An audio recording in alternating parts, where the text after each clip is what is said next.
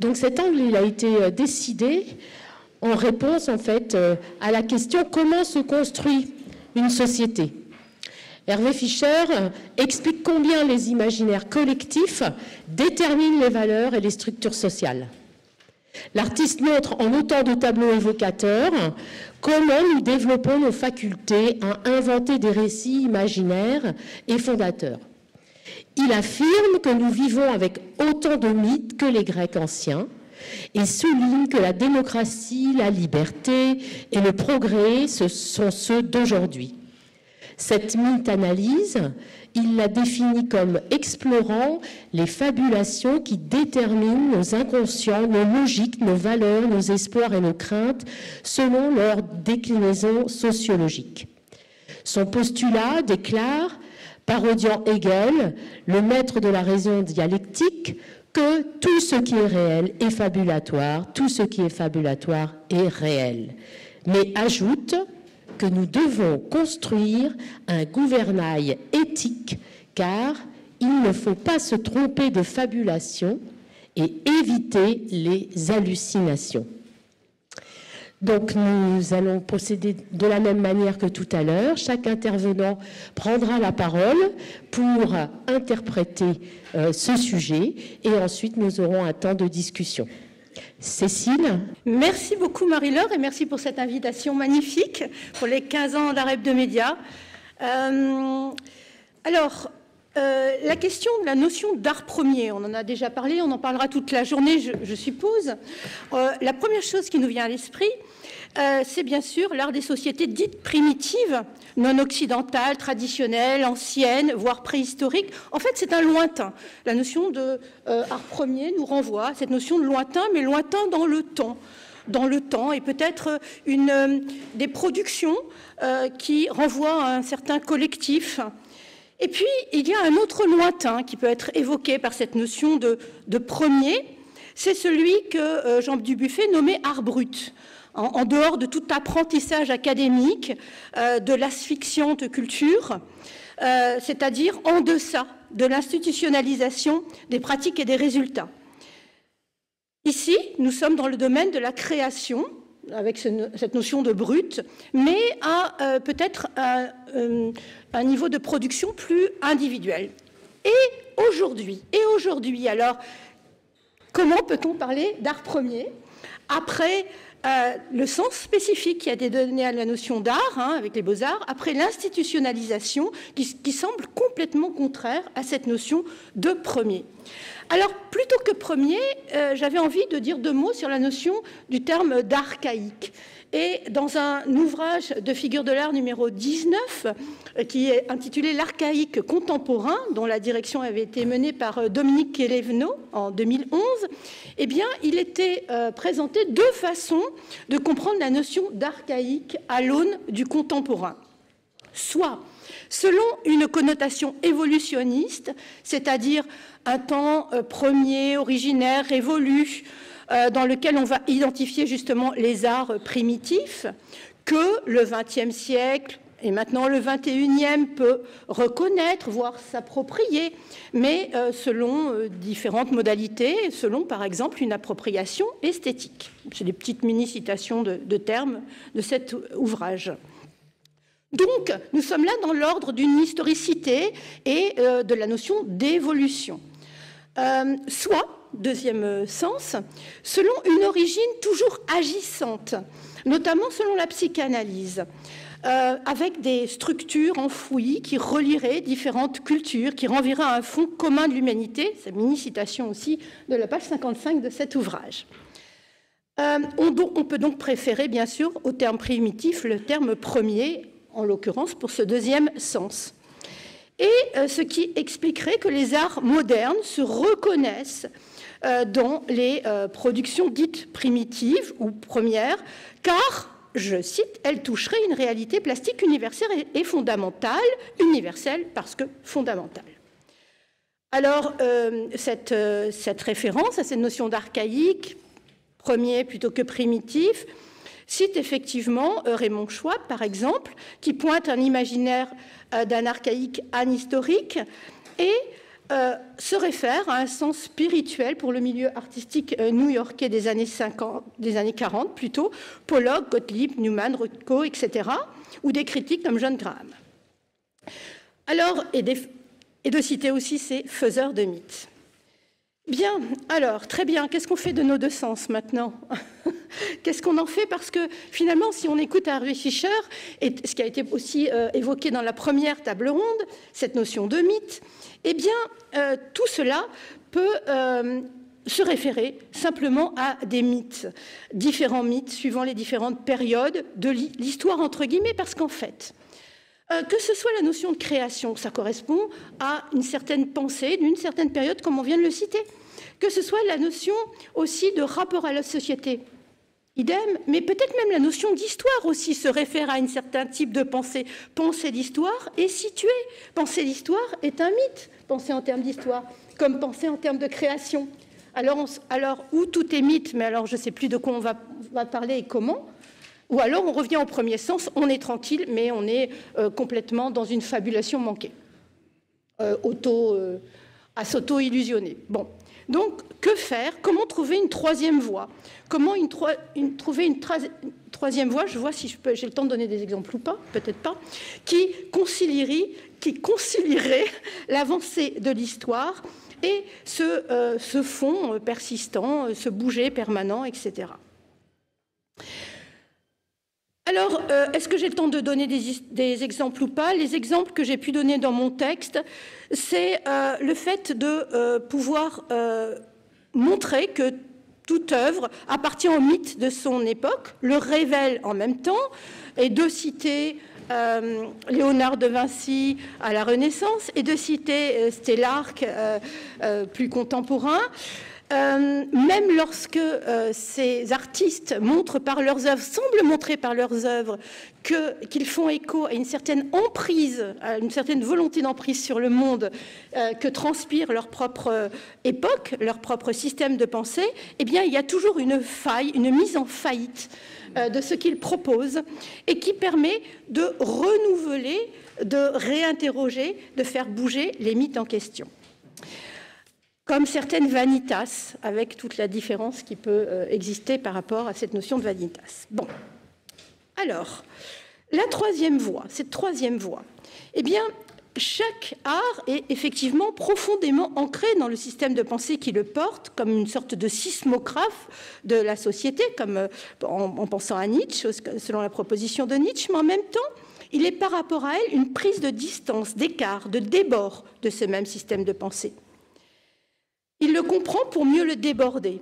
Il accompagne l'actuel par le décalage créatif. C'est par là qu'on peut trouver une troisième voie, mais comment encore? Je repose encore la question, on ne va pas finir de la poser toute la journée, je pense. Archaïque. Archaïque, ça vient du grec arché, qui désigne ce qui est premier au commencement.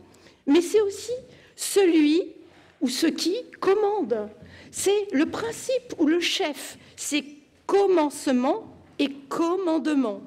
Archaïos, ancien, mais aussi qui marche le premier. Ancien ou qui marche le premier. Alors là, voilà, on est encore devant une énigme, encore une énigme. Il y a deux sens à celui qui marche le premier. Celui qui commence à marcher le premier, d'accord? Il a commencé à marcher le premier, ou celui qui se trouve en tête de marche. Alors c'est tout à fait compatible, on peut commencer à marcher et se trouver en tête de marche. Mais alors qu'est-ce qu'on fait des autres? Les autres artistes, hein? Que fait-on des autres?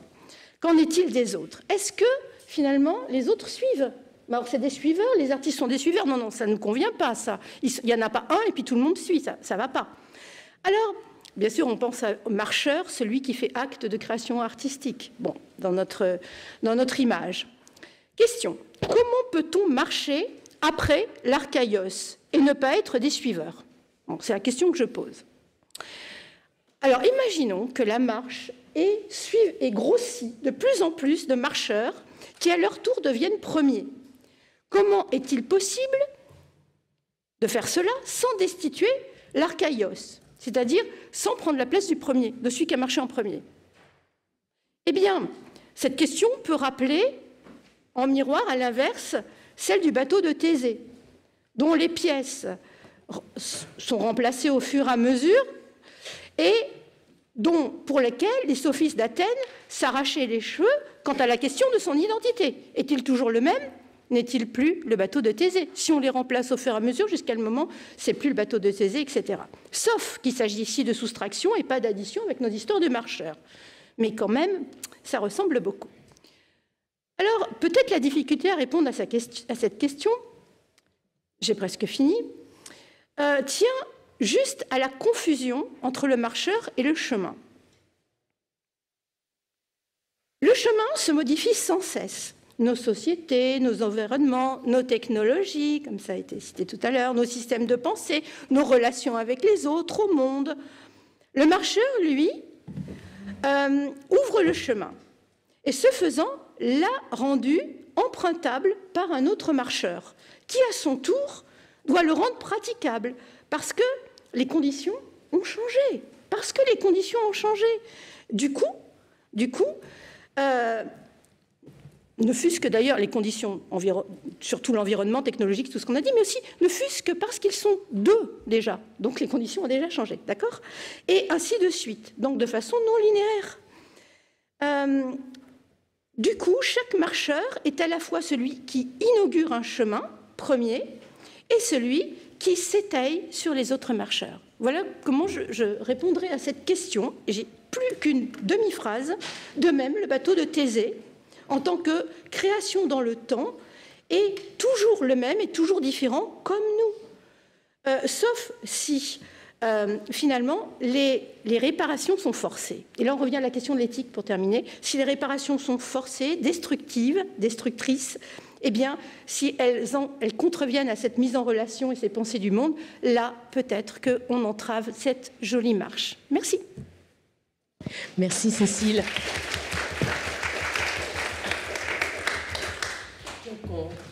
Nous allons poursuivre. Catherine, si tu veux bien prendre la parole. Bonjour. Bon, il y a des têtes très très bien formées ici. Et je veux vraiment juste parler simplement de mon expérience et partager un petit peu ma réflexion. Mais j'ai vraiment aucune prétention d'avoir élaboré une pensée, un discours très élaboré autour de l'art. Donc je vous parle vraiment de mon expérience quotidienne en fait. Et donc le sujet d'aujourd'hui sur le fabulatoire, la fabulation, m'a touchée, notamment par rapport à la question des mythes que nous portons, des mythes que notre société porte et les conséquences sur l'art, sur notre art de tous les jours. Et pour ma part, je me relie énormément à cette démarche de retrouver quelque chose de primordial dans ma façon de pratiquer la musique, dans le sens où le matériau sonore est un matériau, la voix humaine notamment, le chant, puisque je suis chanteuse, est un matériau extrêmement puissant. La musique en général est un matériau très très puissant qui va directement dans l'inconscient.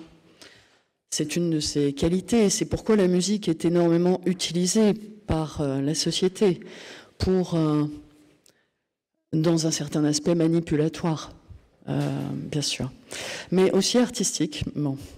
Et j'essaye toujours dans ma pratique de revenir au son premier, du son qui sort en moi, de la beauté de ce mystère en fait. Et pour moi, la vibration, qui était peut-être première dans la création de ce cosmos, j'ai besoin d'y revenir en fait, à ce moment premier d'émettre la vibration. Et on peut y rester longtemps, contrairement peut-être à un trait de crayon. Il y a beaucoup de musiciens en Orient qui pratiquent le fait de rester vraiment très très longtemps avec la vibration, de la goûter, de s'en imprégner, de se laisser former par elle. Et on pourrait presque dire que là, dans ce contexte-là, il y a vraiment presque rien, il n'y a presque pas de mythe, il y a presque que la matière. Mais bien sûr, en tant que musicien, musicienne, à un moment, il faut donner forme aux choses. Et là, je ressens en moi, et ça m'a beaucoup intéressé cette réflexion pour préparer aujourd'hui, de ce qui sont les contraintes utiles, des choses inconscientes qui m'imprègnent aussi et qui forment mon discours presque malgré moi. Et je trouve très intéressant d'essayer d'avoir un discernement par rapport à la question justement de ce qui forme mon art. Alors il y a deux choses qui me sont venues, c'est que en tant qu'enseignante de la musique, je suis confrontée très très souvent à certains mythes concernant la musique dans notre société. Un des très très grands mythes, pour les Français en particulier, c'est que la belle musique est destinée et pratiquée par l'élite. Et cette élite est formée dans des conservatoires. Et cette imprégnation, je ne vais pas faire un grand discours là-dessus, mais c'est très très fort chez nous, chez les Français. Il y a vraiment quelque chose à la fois qui est merveilleux d'avoir toutes ces écoles de musique, et en même temps, il y a une contrainte énorme sur les gens qui fait que les gens se sentent incapables de chanter, incapables d'atteindre un certain niveau. Et je trouve ça très intéressant de se poser la question, et je vous la pose aussi d'ailleurs à mes co-intervenants, de cette question de l'enseignement de l'art. Voilà, donc ce petit aspect des conservatoires, pour ce qui s'agit de la musique, c'est un tout petit aspect, bien sûr. Un autre aspect, je le cite comme ça au passage, c'est que dans la musique classique ou contemporaine, la voix des femmes est la meilleure quand elle est angélique. Et ça m'interroge beaucoup, parce qu'en fait, une femme, comme un homme, a plusieurs voix. Et ces voix sont extrêmement limitées dans les musiques dites classiques ou contemporaines. Alors, pour ma part, moi, ce qui m'intéresse, c'est de développer tous les aspects de la voix. Tous mes timbres, tous mes sons, toutes mes expressions. Mais c'est assez, je vais dire, révolutionnaire d'enseigner la musique comme ça, ici. Et donc, c'est une question, une vraie question que je nous pose.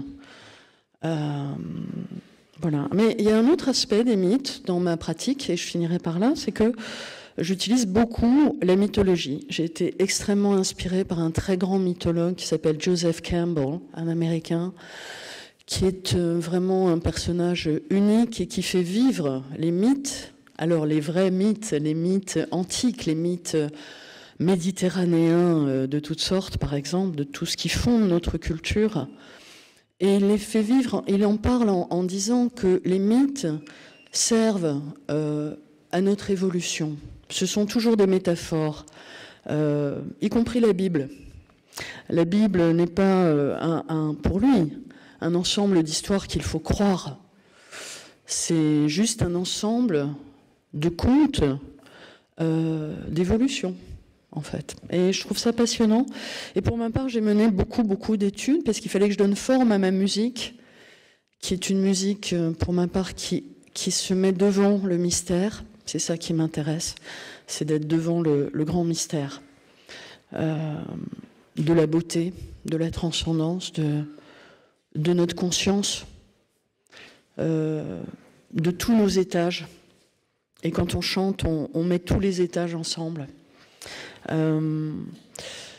Et j'utilise beaucoup les mythes très concrètement, en fait. Donc, par exemple, je vais composer un chant à Artémis. Et je me demande, qu'est-ce qu'Artémis pour moi? Et comme j'adore le grec antique, j'adore utiliser aussi les langues, et c'est évidemment des supports créatifs très importants. Voilà, je voulais juste donner quelques pistes comme ça, c'est peut-être déjà très long, donc ça va bien? Voilà, et donc je m'interroge aussi bien sûr sur notre fondement judéo-chrétien. Aujourd'hui, il y a un personnage qui m'importe beaucoup dans notre histoire judéo-chrétienne, et vraiment, je ne parle pas du tout de ça sous un angle religieux. Je parle vraiment de l'aspect spirituel, de ce qui nous fonde, et les enseignements antiques, en général, on recèle une sagesse et une beauté au-delà des religions. Alors évidemment, on peut battre ça en brèche, on peut dire aime ton prochain comme toi-même, c'est impossible. C'est vrai, c'est impossible, mais c'est intéressant de l'entendre quand même. Et voilà, ça m'intéresse beaucoup et j'utilise pour ma part la mythologie comme matériau en fait, mais revisité. Voilà, donc je mets les pieds dans le plat, hein, donc, parce que je sais qu'il y a beaucoup de gens qui doivent être non-croyants ici, et c'est pas du tout un problème, bien sûr, mais... Alors moi, je crois beaucoup au mystère actif en nous, dans nos vies. Et en ce moment, par exemple, mon projet, c'est de composer un disque sur Marie-Madeleine. Alors je m'interroge sur quelle est cette femme qui était une révolutionnaire en son temps, qui a eu une place très importante, qui était probablement une femme sage. Et en quoi elle nous parle? Et on peut penser que c'est très vieux, que c'est très ancien, mais en fait, toute notre culture est fondée sur cette mythologie. Alors, qu'est-ce qu'on en fait? Voilà.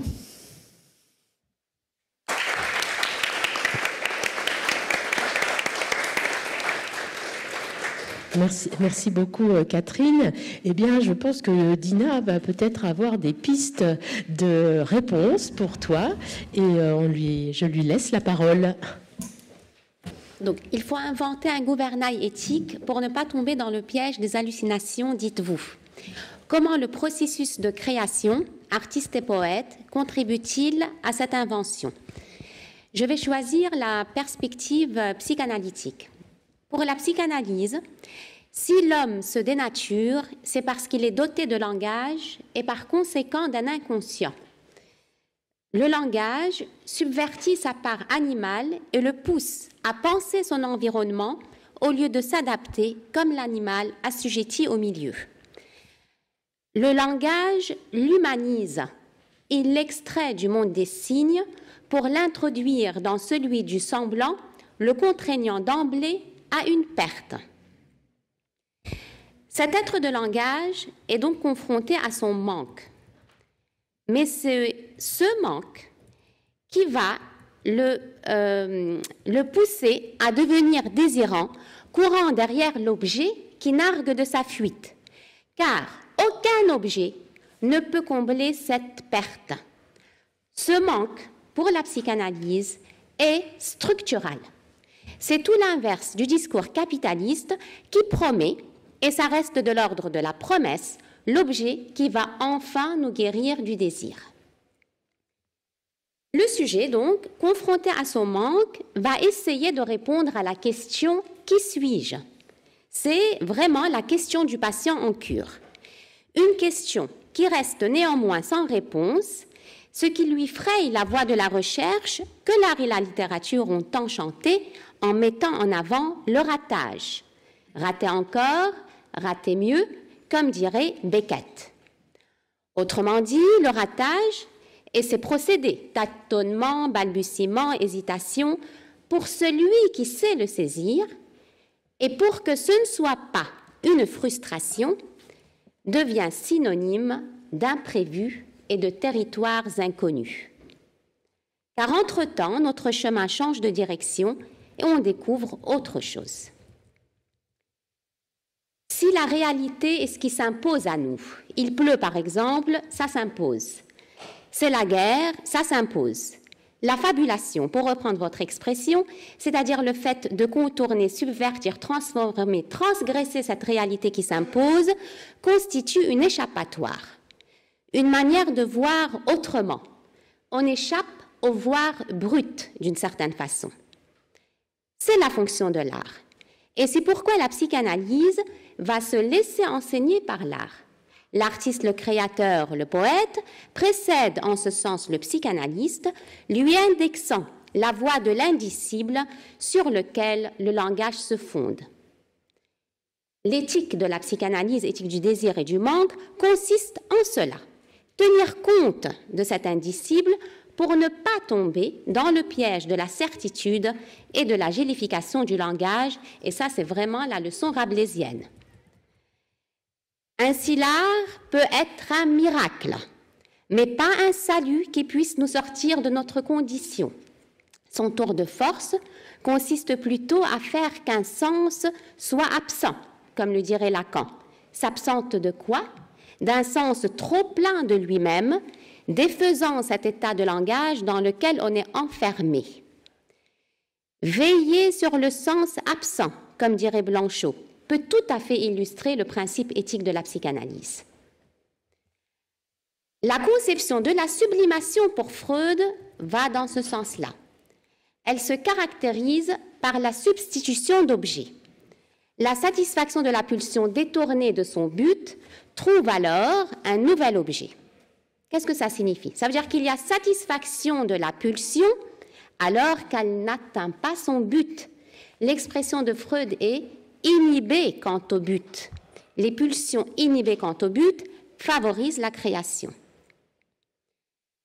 La notion de satisfaction devient alors paradoxale. S'introduit ici la notion de l'impossible, car aucun objet ne peut satisfaire la pulsion si ce n'est à contourner l'objet éternellement manquant. Il ne reste que le mouvement qui contourne l'objet. Quel est le but atteint? Le fait de tourner autour de l'objet absent relance toujours le désir de mouvement. Ça, c'est vraiment la pulsion en psychanalyse. Elle tourne autour de l'objet, mais elle ne l'atteint jamais. C'est tout le paradoxe d'une recherche de la satisfaction qui se nourrit de son impossibilité même.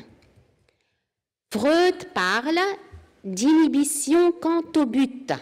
Inhibition, le terme est important. La sublimation, la création devient moins un ajout qu'une épure.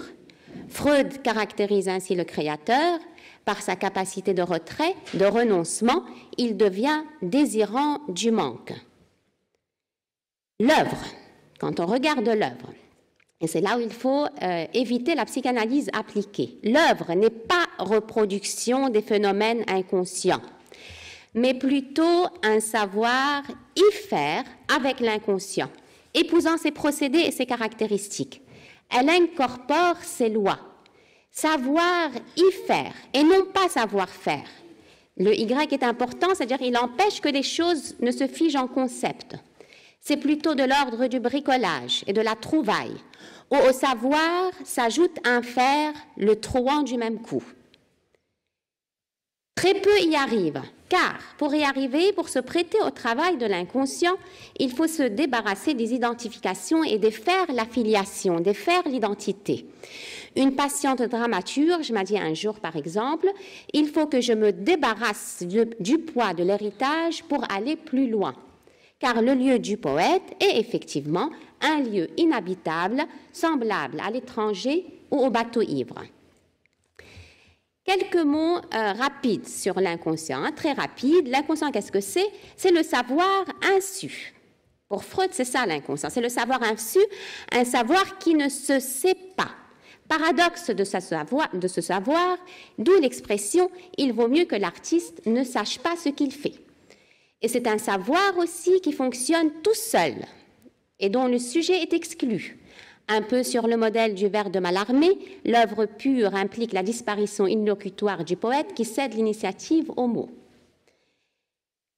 L'inconscient freudien, disons, qui s'étaye sur le déchiffrage, échappe en partie. Il y a quelque chose qui se prête au déchiffrement et une dimension radicalement hors symbolique. Autrement dit, l'inconscient ne peut être appréhendé complètement.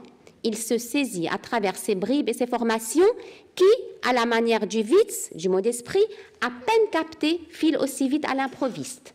C'est-à-dire, on reconnaît ici la dimension pulsative de l'inconscient, ce qui surgit disparaît aussitôt, ouverture-fermeture. C'est ainsi que Freud va lire la sculpture de Moïse de Michel-Ange. Il regardera les détails insignifiants au lieu de voir l'ensemble. Il s'intéressera aux rebuts et aux menus détails. Ces détails se refusent à l'observation et se dérobent à l'attention. C'est-à-dire cette lecture, la lecture freudienne, vise moins l'harmonie que les failles dans les interprétations, ouvrant à un nouveau savoir. C'est en ce sens que l'œuvre fait place au désir creusant le manque. Voici donc la leçon freudienne.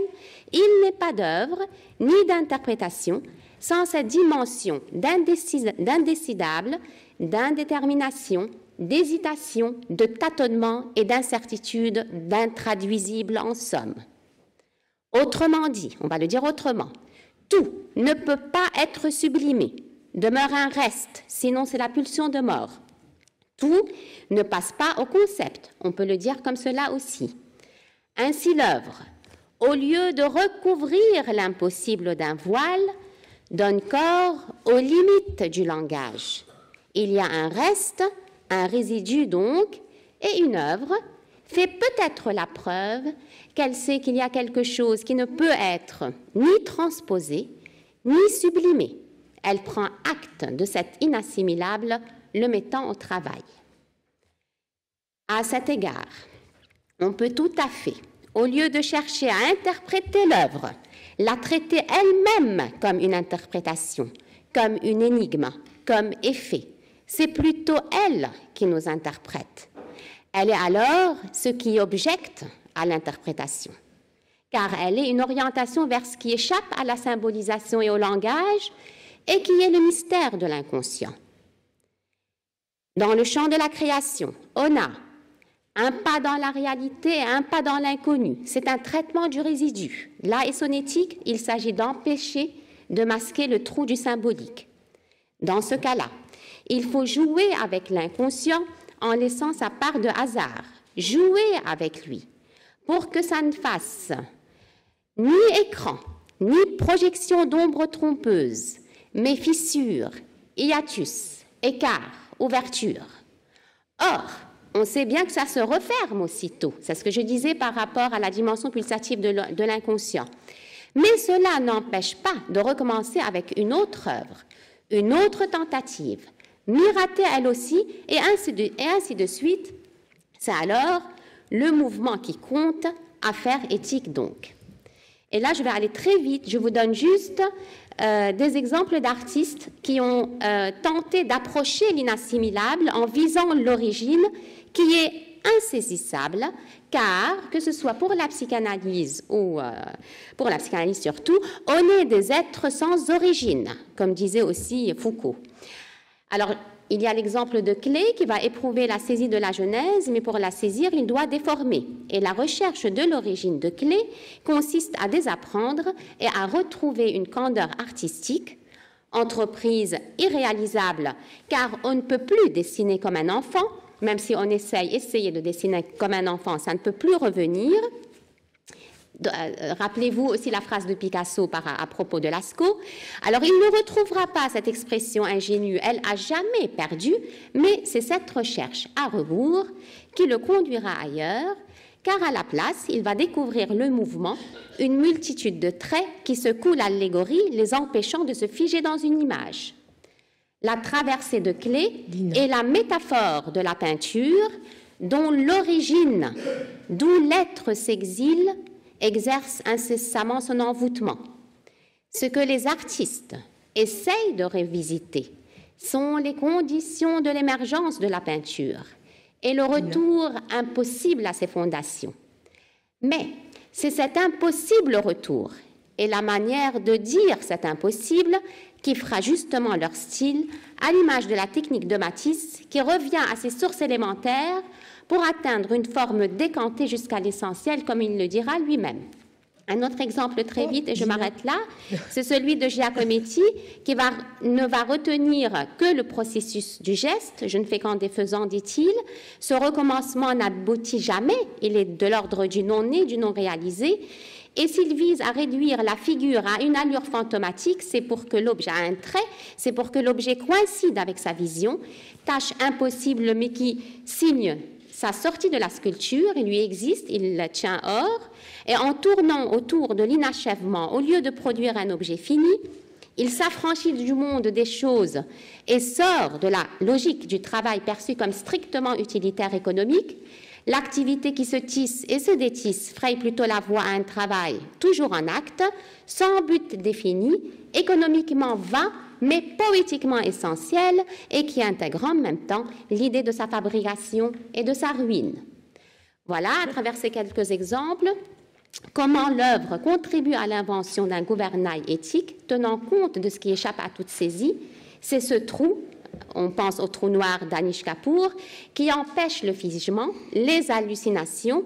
Qu'est-ce que c'est les hallucinations? C'est-à-dire le voir brut qui n'a pas atteint la dimension de regard. Je vous remercie. Merci.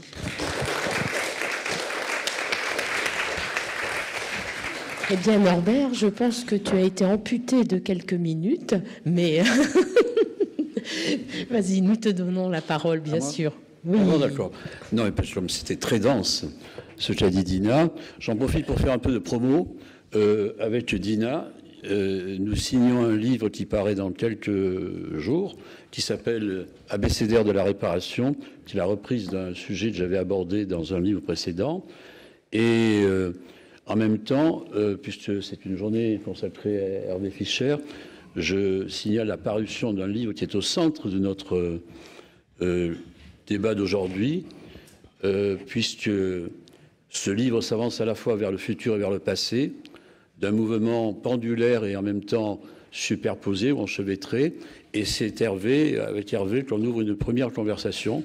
Ce livre est tramé de conversations avec Christian Bonnefoy, avec d'autres personnages, Pascal Baquier, un grand poète, dont ce livre me renvoie, il paraîtra bientôt aussi, il me renvoie à ce que je voulais dire un peu, mais comme beaucoup de mots font sens et signent vers ce que j'avais envie de dire, mais que je n'ai pas réussi à préparer vraiment, je repartirai d'abord de ce que Cécile a voulu dire quand elle a fait référence à la notion d'archaïque. Dans le mot archaïque, on ne peut pas ne pas entendre le mot arché. Le mot arché, ça désigne l'idée du principe. Et ça porte aussi le premier de tous les arts. Le premier de tous les arts, quel est-il? C'est l'architecture. Hein, l'architecture, on entend le mot arché dans l'architecture. Et ça me paraît très important parce que qu'est-ce que c'est que l'architecture? C'est l'art et la manière. Je dirais avant l'art, mais en même temps c'est le premier de tous les arts. Je rappelle ce que dit Hugo dans Notre-Dame de Paris, dans le chapitre fameux 5 qu'on cite souvent, le fameux « ceci tuera cela ».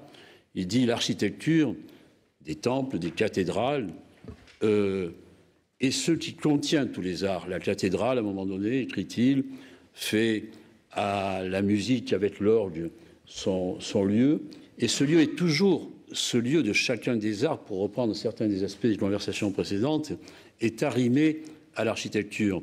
La peinture est arrimée à l'architecture par l'intermédiaire du vitrail, la poésie à travers les psaumes, etc., etc. Donc en fait, l'architecture, c'est cette enveloppe, cette archive protectrice qui rend possible quoi? Qui rend possible l'habitation du monde, l'habitation de l'espace et du temps. Et l'habitation de l'espace et du temps, envisagée sous l'aspect de son ouverture, c'est-à-dire de la dilatation du temps, pour citer un auteur que je redécouvre 60 ans après, qui est Sénèque, que j'avais bien aimé quand j'étais au lycée.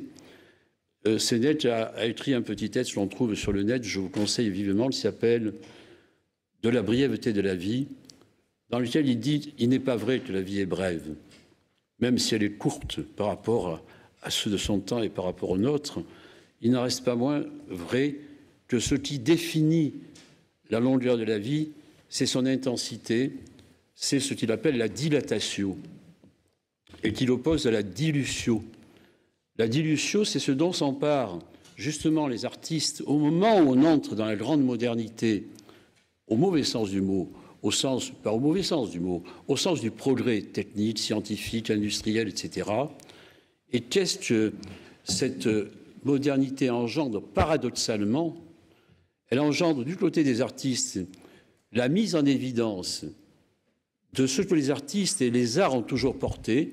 C'est en ce sens-là que j'ai pu tout à l'heure dire en échangeant avec Olivier que finalement la modernité il y a plusieurs modernités, elle est plurielle, elle se dissémine dans le temps, et elle se distribue selon les âges, finalement, de manière extrêmement paradoxale, dilatée, asynchrone, inactuelle, mais on y reviendra peut-être, enfin, si on en a le temps dans des questions. Mais en tous les cas, c'est que paradoxalement, on le voit d'autant plus aujourd'hui, à travers cette capture de l'attention qui atteint un degré supérieur à ce qu'elle a été au début du siècle. Je rappelle que, puisqu'on est avec des sociologues, Georges Simmel, pour ne pas le citer, on en a déjà parlé avec Hervé, puis Walter Benjamin, ont les premiers mis l'accent sur cette capture de l'attention produite, donc cette capture de l'attention qui est aussi une manière de confiscation paradoxale de l'espace et du temps. Parce que cette capture de l'attention, elle est le contraire de l'ouverture du temps qui se donne plutôt qu'on ne cherche à le tenir. Et en même temps, paradoxalement, c'est là que les impressionnistes, les poètes, mettent en évidence la fuite du temps. Il y a donc un désajustement, si l'on peut dire, entre la modernité artistique et la modernité au sens du progrès technique et industriel. Je dirais que d'ailleurs, puisque on traverse comme ça des mondes et des univers très différents, tant pis, je jongle un peu entre les uns et les autres. J'ai entendu des choses déjà très passionnantes, mais il y a quelque chose qui m'interpelle particulièrement, parce que c'est très difficile le point auquel on s'attaque aujourd'hui. Donc les arts seraient d'abord premiers, en ce sens-là, qu'ils sont avant même ou après ou avec les outils, il y avait les techniques, il a été fait référence à Marc Lebot tout à l'heure, eh bien, ils sont le lieu et le moment où, à partir de ces outils, se crée cet arché, cette enveloppe protectrice et ce premier des arts qui est l'architecture. Mais ensuite, chaque art s'envole, je reprends Hugo, de ce cadre qui est la cathédrale, qui le contenait et acquiert, comme on a dit, son autonomie. Mais il n'en reste pas moins qu'il a peut-être hérité de cette fonction première, et en ce sens-là, les arts sont toujours premiers, en effet, parce qu'ils sont toujours arrimés, d'une certaine manière, à l'arché de l'architecture, comme ouverture de l'espace et du temps, par l'enveloppe protectrice du ménage, eh bien, s'opposerait un autre rapport au temps, qui est celui, finalement, du progrès, d'une certaine manière, et c'est pour ça qu'on dira peut-être plus tard dans la journée qu'il n'y a pas de progrès en art, que, d'une certaine manière, une autre formule qui n'est pas celle de l'arché par rapport à l'espace et au temps, mais qui est celle du raccourcissement des délais et des distances engendrés par les technologies, par les progrès techniques, par ces phénomènes de capture de l'attention. Vous avez tous remarqué comme moi que jamais autant qu'aujourd'hui, dans des sociétés dites de services, nous sommes astreints et contraints de faire le job à la place des services qu'on est supposé nous rendre. Vous avez tous remarqué comme moi que pour simplement s'accorder, j'ai voulu faire, pardon cette petite parenthèse personnelle, mais j'ai voulu l'autre jour vraiment essayer de dégager la nouvelle version de Word que j'ai acquise de Copilot, qui est un outil d'intelligence artificielle pour m'aider à écrire mes textes et mes brouillons. Je n'ai pas besoin de Copilot et j'ai dû passer 2 heures avec des spécialistes pour m'affranchir de Copilot, et encore, on n'y est pas arrivé totalement. Voilà. Donc c'est pour dire qu'en fait, le temps passé par cette espèce de paradoxe d'une augmentation de la puissance. Attention, j'ai rien contre l'intelligence artificielle, c'est un sujet plus complexe, laissons-le de côté pour aujourd'hui. C'est beaucoup plus complexe, c'est passionnant. Mais je veux dire par là que ces phénomènes-là nous conduisent d'une certaine manière à une contraction de notre propre rapport au temps que nous vivons souvent par une espèce de confiscation. Eh bien, l'art est toujours premier, en ce sens que c'est le lieu même de l'ouverture de l'espace et du temps et de l'habitation du monde. Voilà, c'est ça, c'est cette dilatation de l'espace et du temps que l'on rencontre quand on lit un poème, que l'on rencontre quand on lit un écrit de littérature, quand on lit Proust, par exemple. Et alors, je ferai une petite parenthèse à ce sujet.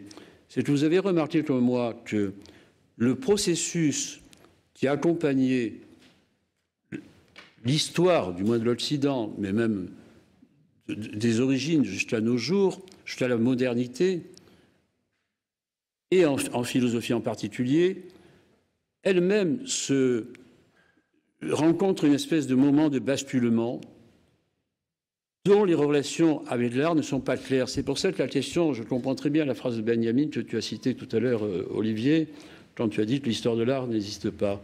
Moi, je pense qu'elle existe sur un mode, comment dire, labile, fait de réinvention permanente de son histoire, un peu dans le sens où Malraux a pu dire des artistes que chaque artiste invente ses prédécesseurs.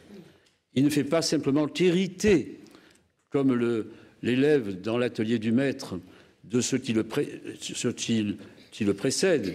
Il le réinvente à la lumière de son temps. C'est ce que a fait Picasso avec les Bénines. Enfin, on ne va pas multiplier les exemples. Mais pour revenir à ce paradoxe qu'il y aurait en somme, en miroir déformant et déformé, une modernité artistique et une modernité philosophique, il y a quelque chose qui me paraît central à étudier, à explorer, ça on n'aura pas le temps de le faire aujourd'hui, mais ça ouvre une voie, c'est que les philosophies qui bordent l'entrée dans le XXe siècle sont des philosophies de l'histoire, sont des philosophies de Hegel à Marx, de l'émancipation, des grands récits, etc., etc., bon, du savoir absolu, de l'esprit, etc. C'est un moment, et ensuite advient au XXe siècle un autre moment.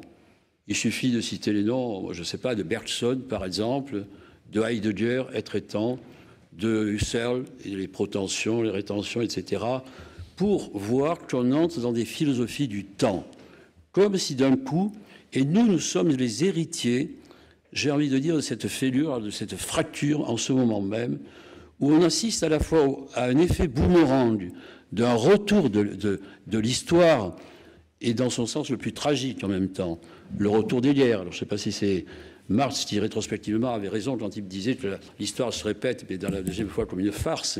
Mais en tous les cas, il est vrai que 70 ans après, nous rencontrons à nouveau la nécessité de retrouver l'histoire.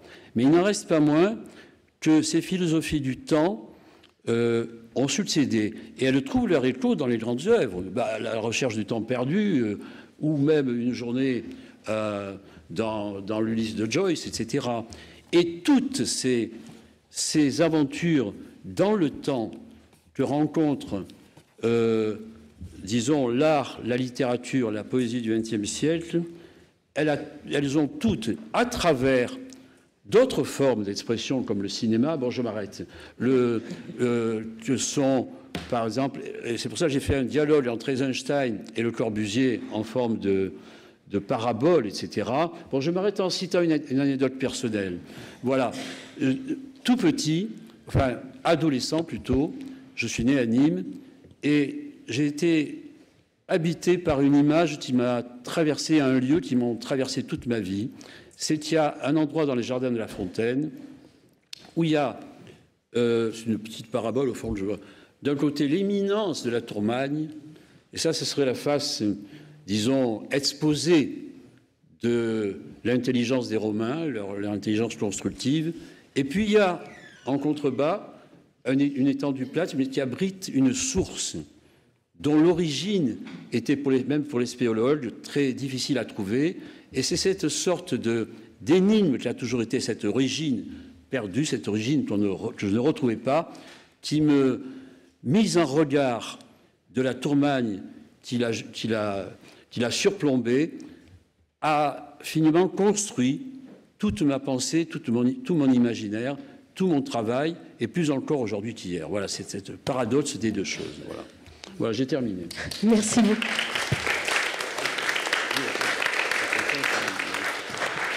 Donc, avant que vous puissiez vous interroger entre vous et que la salle puisse poser des questions, m'est venue une toute petite idée en écoutant tout ça, parce que finalement, on brasse différentes disciplines, on va des cavernes à nos jours, et je repensais à ce terme, cette expression de mythologie individuelle qui a été imposée par Harald Szeeman à la Documenta et qui regroupait un certain nombre d'artistes. Et si on entend bien Catherine qui utilise les mythologies pour créer, pour porter son œuvre, je me demandais comment ces mythologies sont passées en fait de mythologies communes à tous aux mythes dont on parlait et à cette expression de mythologie individuelle. Est-ce que ça veut dire qu'à ce moment-là, les artistes décident de créer sans lien avec ce mystère, avec ce questionnement sur la vie, pour en revenir à leur intérieur, ce qui leur arrive, leurs blessures. Voilà, c'était juste ça. Et j'aimerais avoir votre réaction aux uns et aux autres.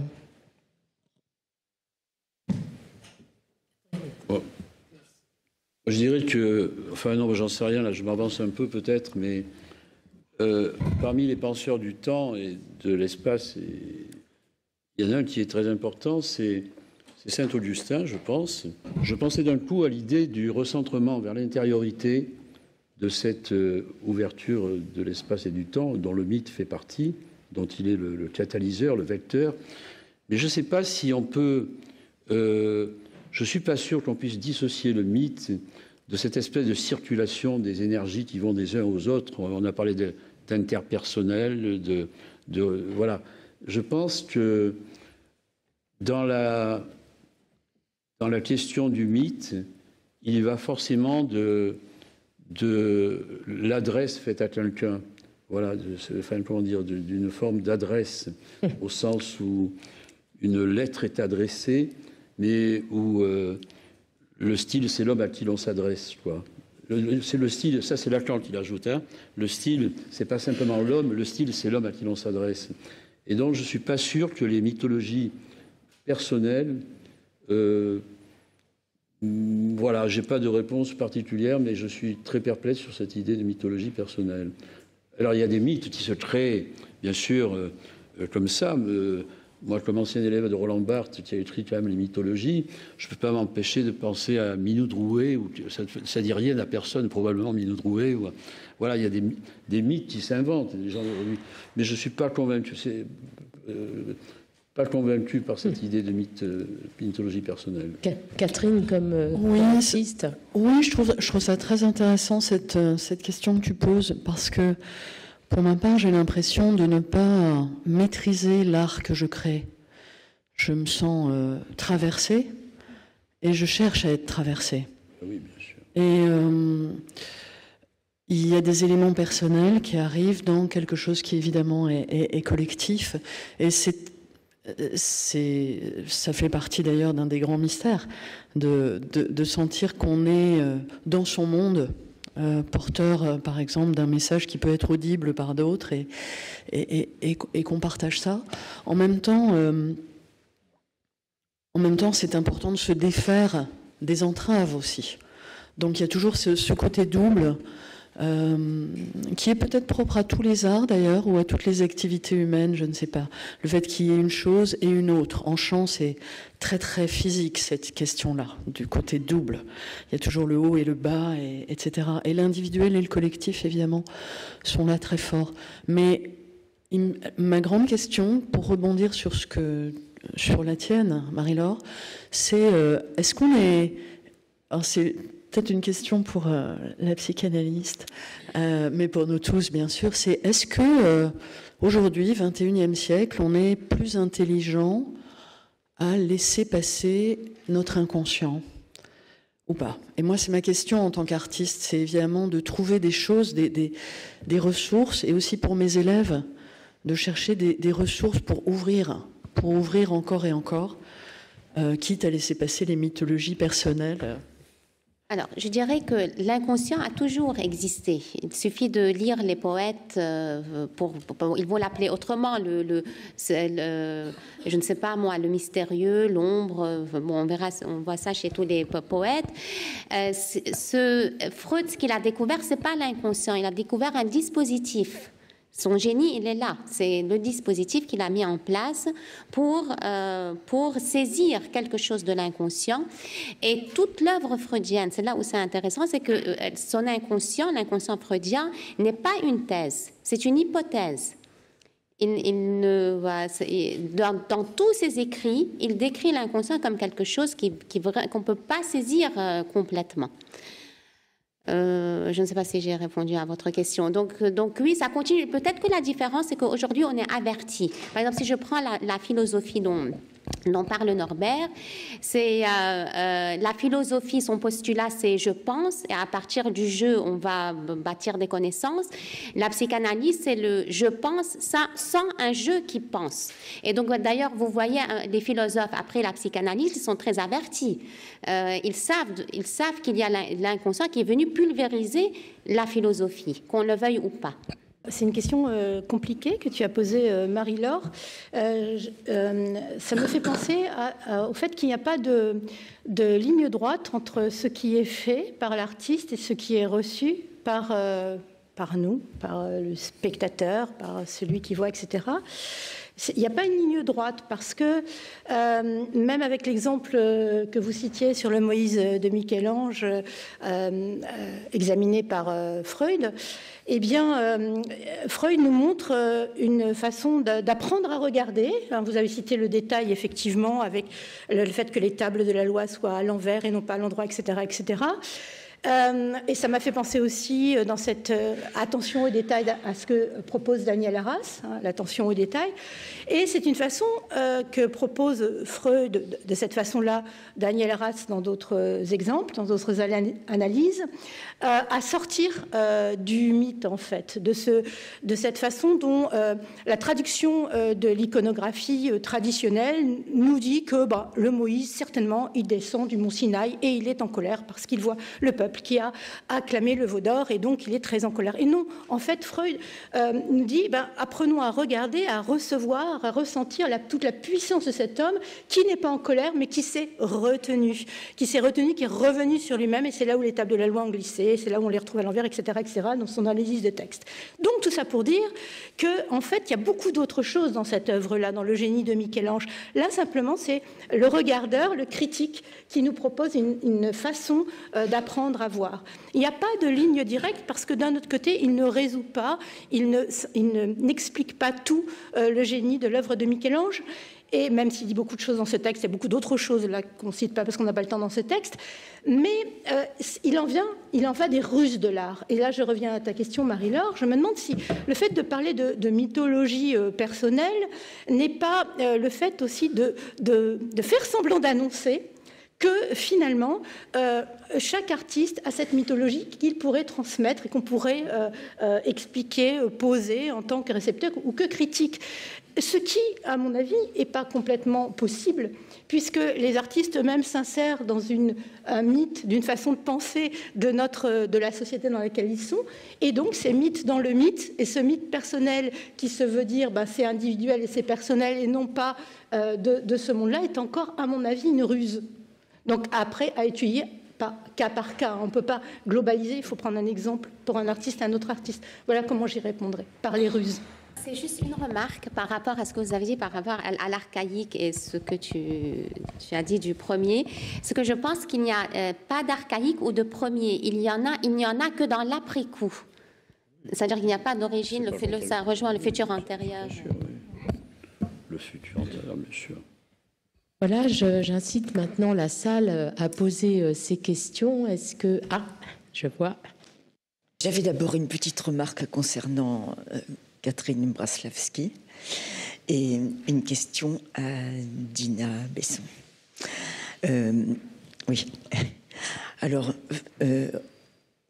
réellement, je me sens très solidaire d'un propos comme le vôtre en tant qu'artiste. et surtout d'avoir le courage, d'une certaine façon, puisque ça devient un courage dans le contexte actuel, d'évoquer une source qu'on a constituée comme, enfin qui s'est constituée comme une religion, et d'évoquer le personnage de Marie-Madeleine. Je trouve que c'est gonflé et c'est vraiment comment dire, c'est plus qu'intéressant, parce que ça implique en même temps ce qu'on évoquait à l'instant, à savoir la mythologie, les mythologies, mythologie personnelle et mythologie quotidienne. Voilà, c'est juste ce que je voulais dire. J'avais une question donc à la psychanalyste, là vraiment, parce que vous avez évoqué le semblant. Et ça, c'est une question qui m'intéresse beaucoup, parce que ce semblant qui provoque presque implicitement la perte, l'artiste, enfin la position du créateur, est une position qui constitue, en tout cas par expérience, à reconstituer cet objet perdu en permanence, et donc est subordonné à la répétition. C'est-à-dire, on fabrique, on fait quelque chose, on fabrique réellement quel que soit l'objet. Mais je ne sais pas si là, il y a autant d'intentionnalité qu'on pourrait le penser, même si elle y est obligatoirement. Et la question serait de savoir si la sublimation, puisqu'on pourrait prendre la création comme une sublimation, si la sublimation prend le relais du semblant. Alors, pour le semblant, c'est l'idée que le mot n'est pas, pour le dire dans les termes lacaniens, le mot n'est pas la chose. Dès qu'il y a mot, il y a meurtre de la chose. Les semblants vacillent. C'est pas quelque chose de sûr non plus. C'est-à-dire, on est dans le monde de la représentation. Il y a une perte de jouissance. Alors, je dirais que l'artiste, le poète, etc., il y a toujours ratage. Donc, comme le mot est le mort de la chose, on ne peut jamais atteindre la chose qui, elle, est perdue, et par conséquent, il y a toujours ratage. Alors, c'est la manière de dire le ratage qui fait le style de l'artiste. Et on peut s'amuser comme ça à voir comment chaque artiste, chaque poète, chaque écrivain va dire le ratage lui-même. La sublimation, quelle était votre question? En fait, oui. Puisqu'en fait le semblant arrive avec le langage donc qui est séparateur, voilà. Donc savoir si la sublimation peut s'envisager comme un relais du semblant. Tout dépend comment on définit la sublimation. Déjà, la sublimation n'est pas idéalisation. C'est-à-dire quand on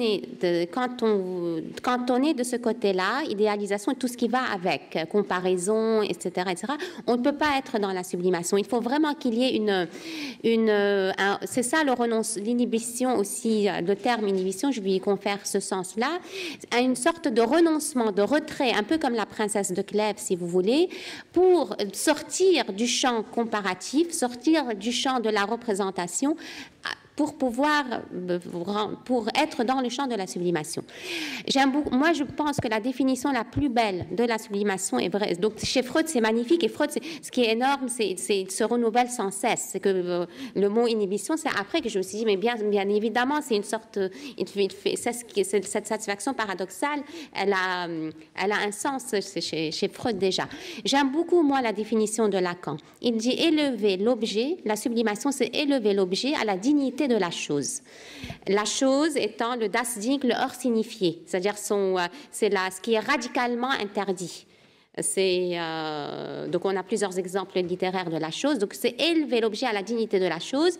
Et pour définir ça, il donne l'exemple de l'amour courtois, la dame qui devient pur signifiant à la dignité de la chose. Et dans le mot dignité, il joue avec les mots das Ding. La chose, c'est le das Ding en allemand. Dignité, c'est pas utilisé par hasard, le mot dignité. Merci. On a une autre question.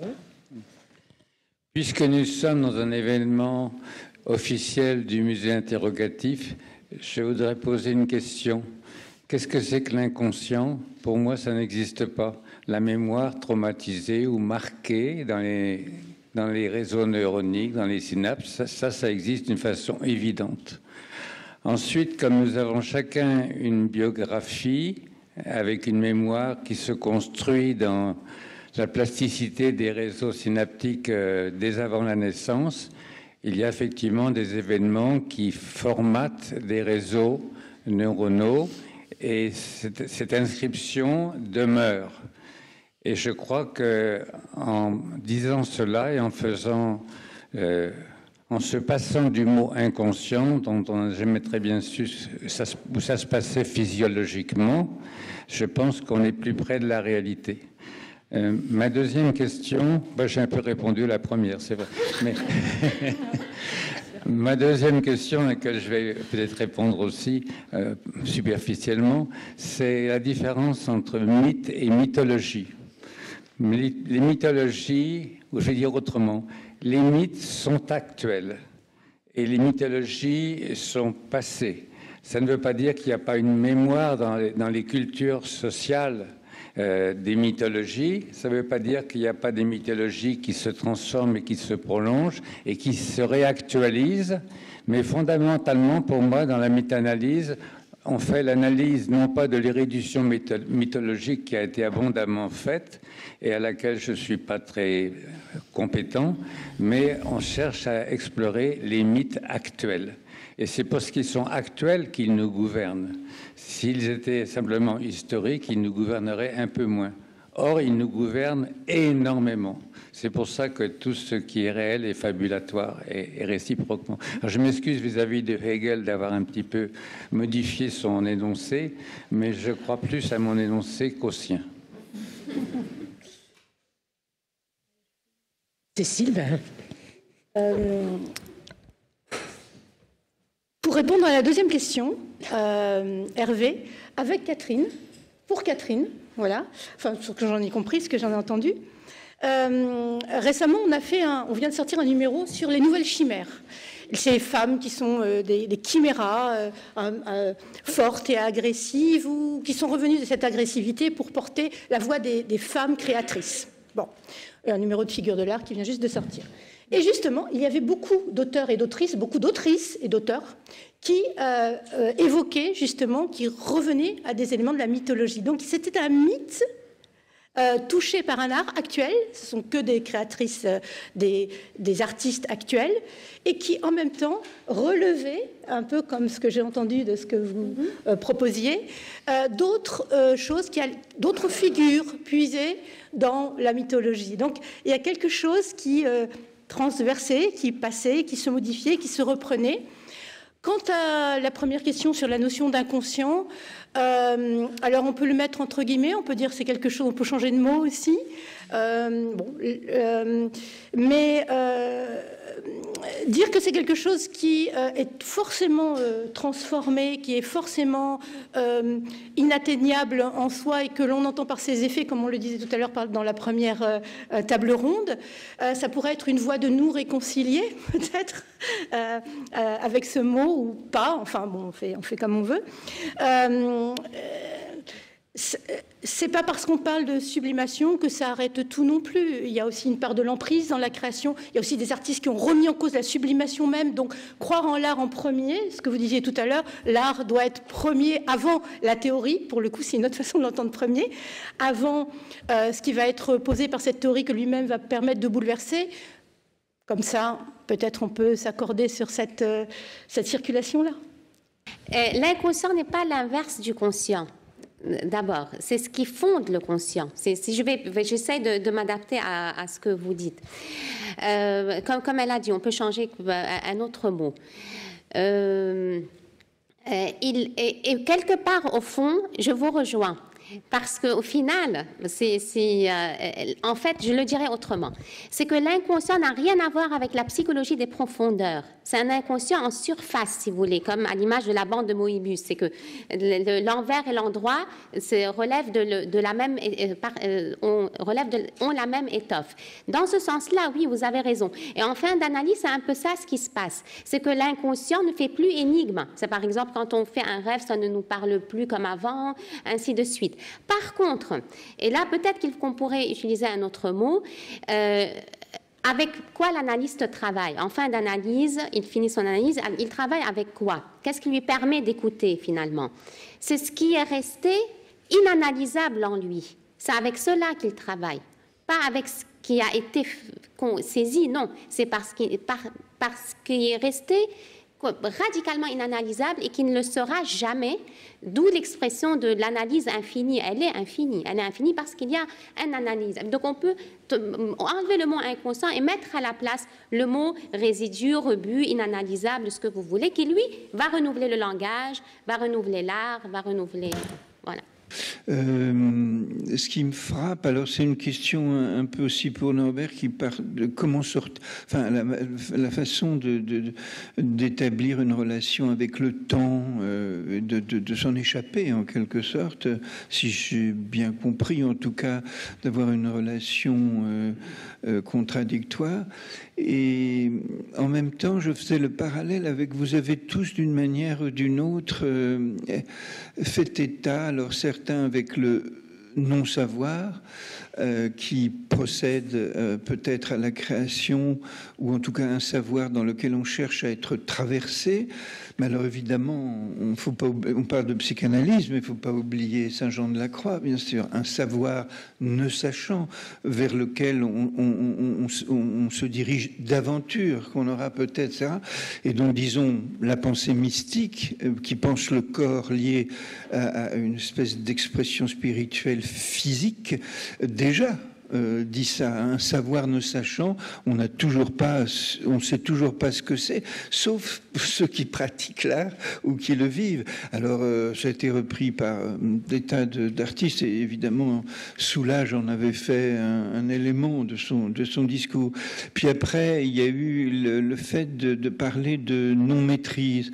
Alors, c'est Picasso, hein, l'accident, etc. C'est-à-dire quelque chose va être plus fort que mon éventuelle rationalité, ou alors quand on pense à la période conceptuelle, la période du protocole, vous vous souvenez, série, système, séquence, protocole, il y a des tas d'artistes évidemment qui disaient non, mais c'est pas ça, c'est pas là qu'il faut se situer, il faut être capable. Alors quelqu'un a cité aussi Blanchot, donc le pas au-delà, donc ça.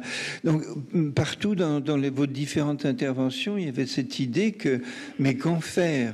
Si ce n'est penser comme Norbert que ça nous sort du temps, parce que le temps c'est une mesure tout de même arbitraire sur lequel on s'est entendu. L'architecture, c'est tout de même un art social, hein, c'est tout de même un art où il y a des commandes, où il y a des fonctions, où il y a etc.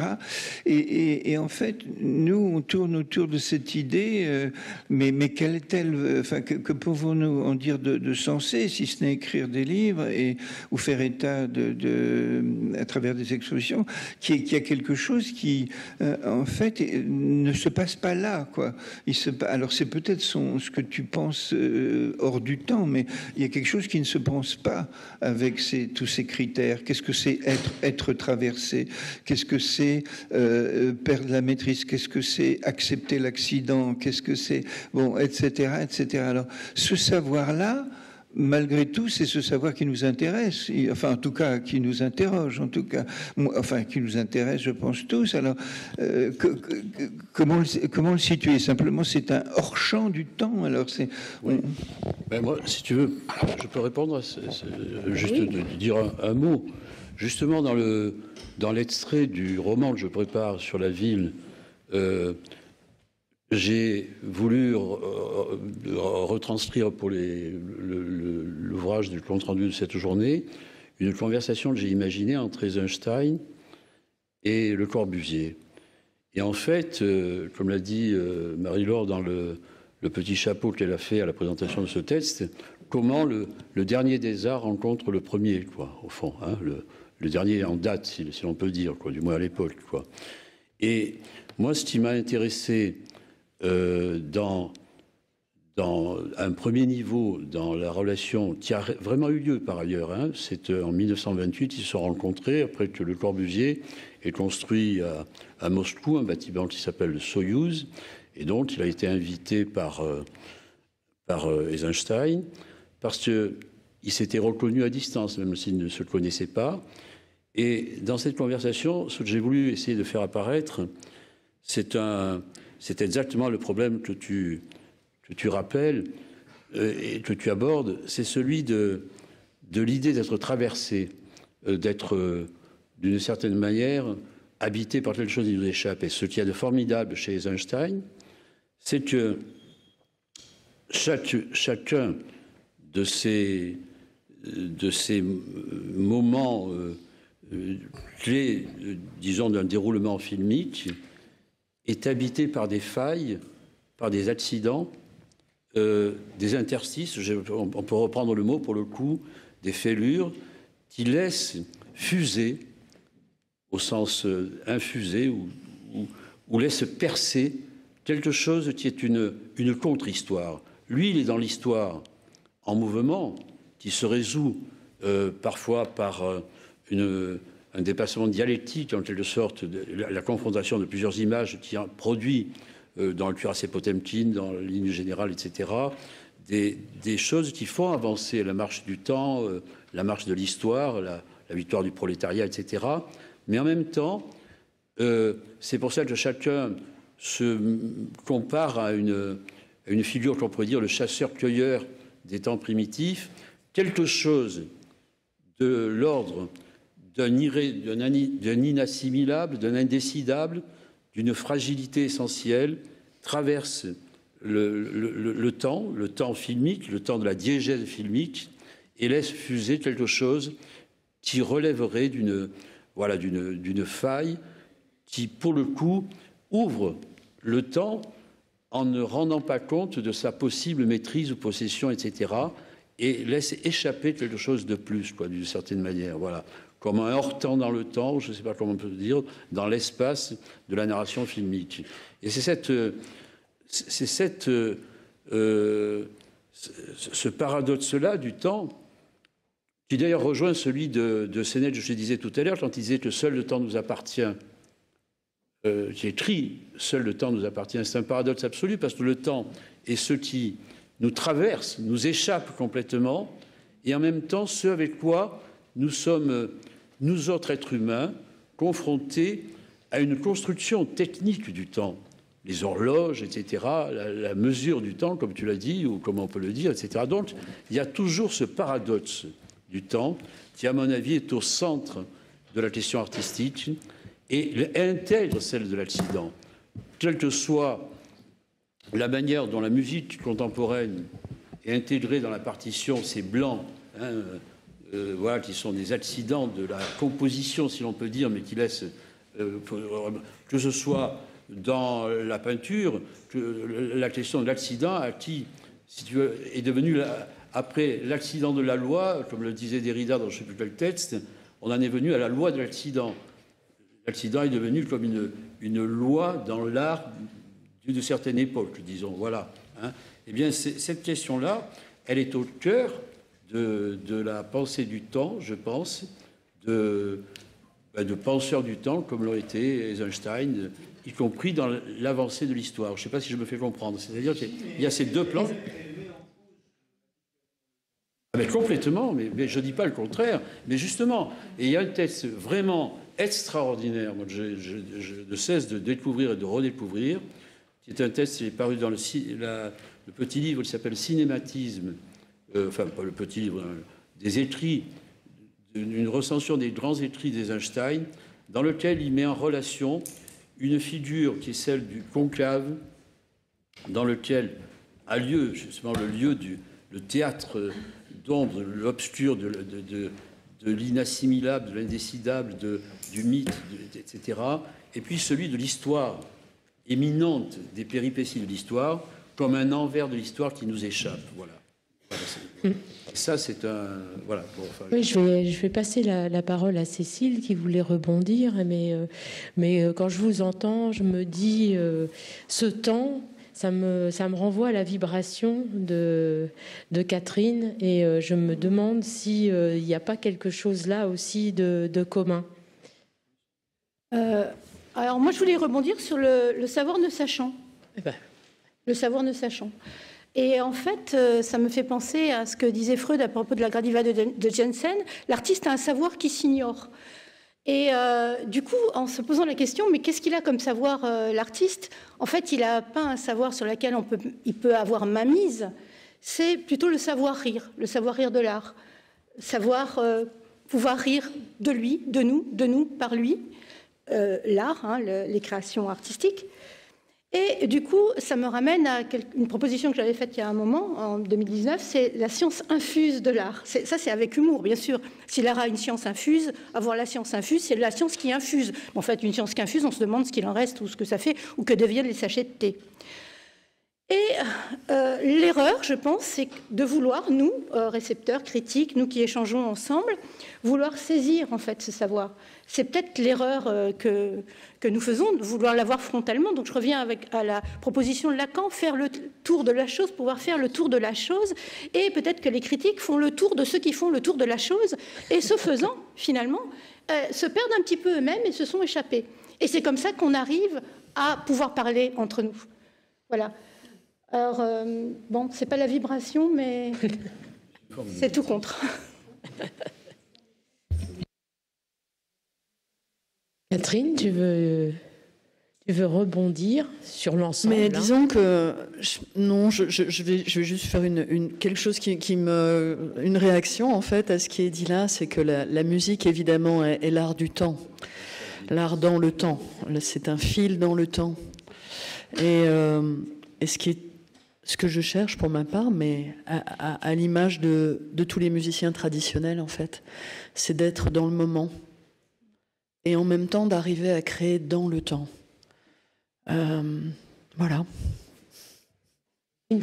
Ah.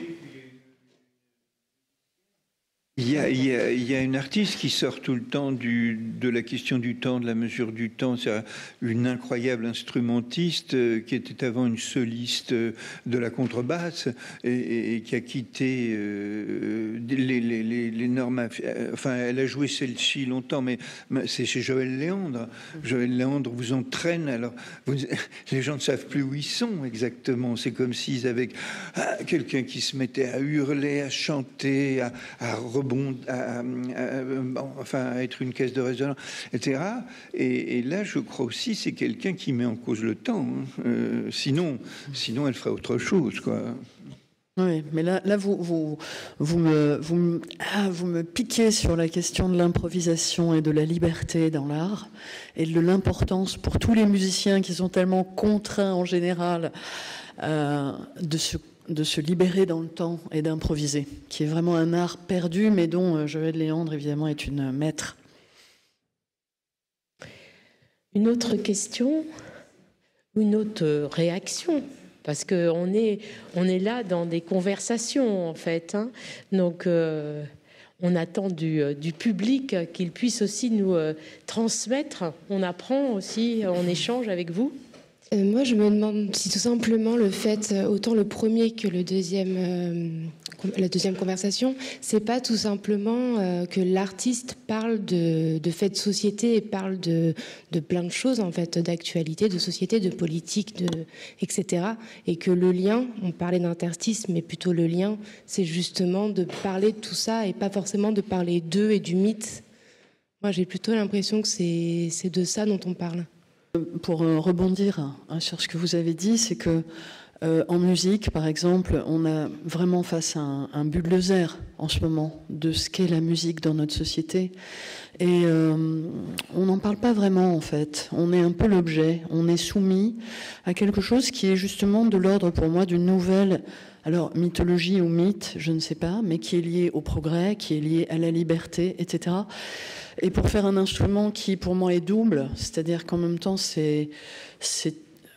il y a une question presque addictive de la musique maintenant dans notre société, tellement elle est utilisée, tellement elle est employée partout comme un objet de consommation à très haute dose. Donc ça pose question. Qu'est-ce qui se passe avec toute cette technologie ? Dans le même ordre d'idée, le progrès technologique qui fait des produits musicaux hyper lissés et qui fait que les gens veulent plus... enfin, je veux dire, la musique, maintenant, c'est quelque chose de très élaboré. Voilà, il faut savoir que pour sortir un titre qu'on entend, c'est des dizaines de milliers d'euros. C'est pas du tout... voilà, c'est un vrai produit de consommation par tous ses bouts. Et donc, c'est intéressant de se poser la question, qu'est-ce qui sous-tend tout ça ? Et donc là, on rejoint la question quand même du mythe sociétal, de qu'est-ce qui se passe là en ce moment, en tout cas pour la musique. Répondre à votre question de façon très partielle, certes, l'artiste peut traiter de sujets d'actualité en prise avec la société, mais comment ? La vraie question, c'est comment, en fait ? C'est-à-dire qu'on pourrait dire, on pourrait parler aux informations, on pourrait énoncer des questions d'actualité. Sauf que comment arriver à nous faire bouger par rapport à quelque chose qui peut-être ne nous touche pas ? Ou peut-être nous y sommes aveugles parce que justement nous sommes dedans. Arriver à être dans ce moment dont parlait Catherine, c'est la chose la plus compliquée qui soit, puisque quand on est dans quelque chose, quand on est fou, on ne voit pas la folie. Quand on est amoureux, on ne voit pas comment est en vérité celui ou celle que vous aimez. D'accord ? Vous êtes pris dans cette sphère de l'amour. Donc finalement, donc il y a cette illusion, ce côté fabulatoire, ce mythe que nous nous créons aussi. Et les artistes, peut-être, arrivent justement à transmettre ce comment, à travailler ce comment. Alors, on a différentes pistes entre nous à proposer, qui permet d'élargir finalement les questions sociétales qui vous touchent ou ne vous touchent pas, ou peut-être simplement auxquelles on est aveugle. Moi, je ne vais pas parler de moi, mais j'ai une question pour vous, en revanche. Qui me taraude et je serais vraiment heureux que vous puissiez m'apporter une réponse. Est-ce qu'il vaut mieux être le premier des derniers ou le dernier des premiers ? Alors, qui parlait du... J'ai peur qu'ils soient tous les deux au milieu, non ? C'est possible ? Il y a toujours... c'est fort intéressant, on apprend plein de choses en vous écoutant, donc c'est jamais évident de venir... faire contrepoint à ce que vous dites. Mais ce qui est intéressant, c'est le retour, l'exemple de la main dessinant un trait, dont tu parlais, Hervé, tout à l'heure. Ça rejoint cette idée que tu as mis en place depuis plusieurs années maintenant, de peindre des QR codes. Ce qui est intéressant dans les images qui sont là d'Hervé, c'est pas seulement l'interpellation intellectuelle qui consiste à dire choisir ces mythes, c'est le fait de dessiner ou peindre des QR codes à la main. C'est le retour à cette question de la main. C'est pour ça que l'exposition que vous aviez organisée dans la galerie chez Marie-Laure, pas chez toi, mais en tout cas dans cette galerie derrière Beaubourg, était fort intéressant parce que la multiplication de toutes ces mains, dont la main originelle, dont on pourrait, admettons, considérer qu'il s'agissait du premier tableau, du premier dessin, admettons, eh bien, tout d'un coup, réinterrogé par Hervé à travers les différentes étapes de son travail artistique depuis, disons, une cinquantaine d'années, depuis les torchons, depuis l'hygiène de l'art, etc., tout ça nous mettait devant une sorte d'histoire de l'art faussement empirique, parce que très raisonné par Hervé Fischer, Hervé ne fait rien qui ne soit pas raisonné auparavant. Et c'est pour ça qu'on l'aime et qu'on admire son travail. Et donc, c'est cette boucle-là qui est intéressante. C'est cette boucle-là qui est intéressante. Comment se fait-il qu'il y a ce que lui-même a appelé d'ailleurs son retour à la peinture, le retour à la peinture, vous voyez, le retour à ce geste initial, à ce geste premier, ou primitif, ou primordial. Voilà. Et c'est cette question-là aussi qui est fascinante, comme est tout aussi fascinant ce que vous avez dit, madame, sur votre rapport au corps et à tous les étages du corps pour arriver à produire le mystère de la voix et du chant, et qui est lui aussi une chose originelle, magnifique, puisque la lecture que nous tentons sans cesse de faire de notre propre corps est un retour éternel à nous-mêmes.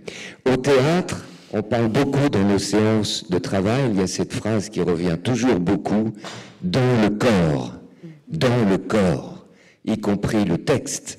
Le texte résonne et vient depuis le corps. C'est très important. Moi, je suis un progressiste, peut-être le seul de la salle, je ne sais pas. Non. Non, moi, je voudrais plutôt... pourquoi je dis ça? Parce que dans la phrase, dans ta parodie de Hegel, ce qui me paraît le plus décisif, c'est la deuxième partie. C'est pas l'affirmation de cette réciprocité entre le réel et le fabulatoire, mais le fait que tu peux pas t'empêcher de dire mais il faut pas qu'on se trompe de fabulation.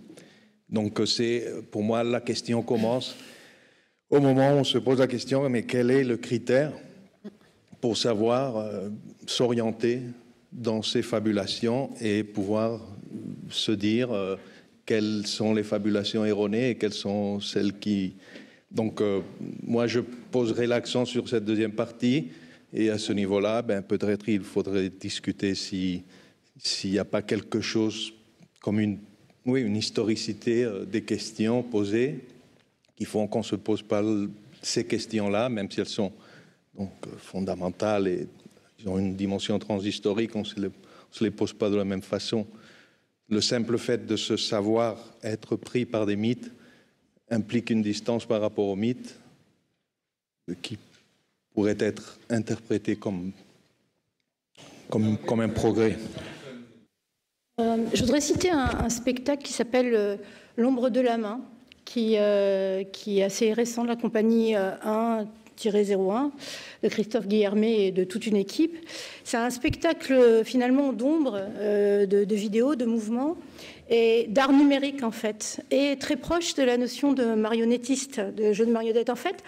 C'est un dispositif qui est interactif à partir d'un instrument qui est inspiré du koto japonais, là c'est une cithare japonaise, mais ici avec des capteurs de mouvement qui fait que l'artiste peut transmettre du mouvement aux images, intervenir dans la production de son, dans la production de mouvement, etc. Mais il y a aussi la projection de l'ombre de la main.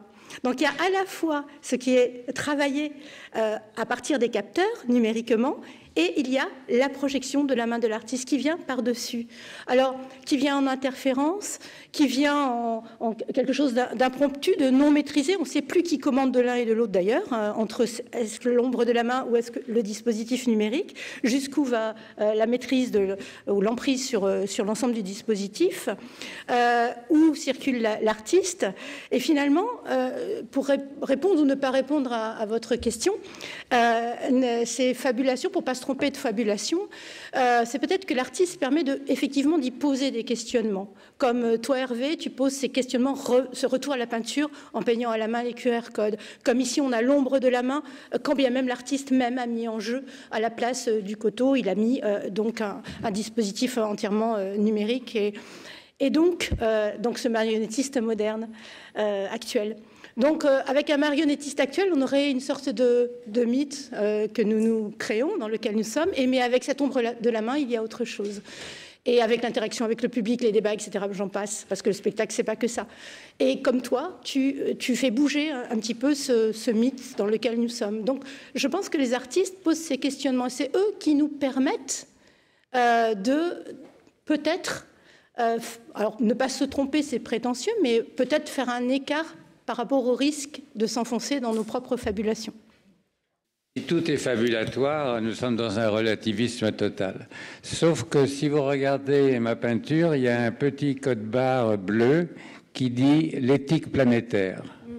Et la question de l'éthique prend alors, si nous sommes dans un relativisme total, la question de l'éthique, c'est notre gouverne. C'est la question fondamentale. Et je dis éthique planétaire. Ça veut dire les droits universels de l'être humain. J'ai pas inventé une nouvelle éthique, mais on aurait besoin de la mettre en œuvre, en acte. Pour moi, c'est fondamental dans les questions que nous nous posons aujourd'hui. Pour revenir à toute la question de la lecture un petit peu analytique, psychanalytique en tout cas, sur l'œuvre, que je connais très mal, en règle générale, tout le rapport freudien. Mais est-ce qu'il n'y a pas un petit peu un non-sens, ou en tout cas une projection du psychanalyste sur l'œuvre d'art, et avec toutes les erreurs qui peuvent un petit peu être portées, donc tous les suiveurs de Panofsky, tous les appréciateurs un petit peu de l'iconologie, ce genre de choses, qui on sait ont pu avoir des lectures assez mauvaises, on va dire, de certaines œuvres, même la lecture de Vinci par Freud, qui est quand même pas mal erronée. Est-ce que c'est pas un petit peu plus intéressant de garder une lecture, comme disait Monsieur Hiller, d'une espèce d'artiste comme un petit peu un appareil perceptif d'une époque, comme le disent Baxendale, comme le disent ces auteurs-là, je sais pas. Voilà, c'est un peu... C'est la démarche inverse que les Freud et Lacan vont faire. Ils ne vont pas interpréter l'œuvre. Ce qu'ils essayent de dire, c'est que c'est elle qui nous interprète. Et c'est le poète et l'artiste qui précèdent l'analyste. Ça veut dire quoi? Ça veut dire que c'est au poète et à l'analyste de nous montrer la voie de cet inanalysable. Parce que l'œuvre, ce qu'elle traite, c'est ce résidu. C'est cette chose qui résiste à l'interprétation. Alors, je vais vous donner des exemples plus concrets, peut-être. Par exemple, mon cas, là où vous avez raison, il ne faut surtout pas faire de psychanalyse appliquée, c'est-à-dire d'aller interpréter l'œuvre à partir des notions analytiques. Ça, c'est catastrophique, et puis ça ne sert à rien. Non, ce qu'il faut, c'est l'inverse, c'est comment l'œuvre elle-même peut renouveler les concepts analytiques. C'est plutôt ça. C'est pas du tout la même chose, quand même. Non, c'est inverse. Bon. Voilà, on va devoir terminer, donc je vais vous laisser juste quelques secondes pour clore chacun votre tour. Cécile, vas-y, finis. Je voulais répondre à monsieur sur sa question. C'est vrai que Freud a fait des erreurs historiques. Meilleur Chapiro l'a dit à propos d'un souvenir d'enfance de Léonard de Vinci. C'est vrai qu'il a fait plusieurs erreurs historiques, mais comme le montre Daniel Arras par ailleurs dans son magnifique livre sur Léonard de Vinci chez Hazan, eh bien, malgré, nonobstant les erreurs factuelles de Freud, il reste des choses qui sont très fortes. Et il a encore plus raison que Meilleur Chapiro, malgré ses erreurs. On en parlera en off de ses erreurs si vous voulez. Mais pourquoi? Parce que là, il n'analyse pas l'artiste, mais il ouvre vers le processus de création, d'une part, et il ouvre vers, très légèrement, beaucoup moins qu'avec le Moïse, mais il ouvre vers la réception de l'œuvre. Et c'est vrai qu'on ne va pas analyser l'artiste, on ne va pas résoudre l'œuvre, encore moins avec des éléments théoriques préalables, mais dans ce texte-là que vous citez, c'est une autre optique psychanalytique qui est proposée. Norbert, tu veux dire un mot pour terminer? Non. Non. Catherine non plus. Oui. Bon, écoutez, merci beaucoup. On peut les applaudir.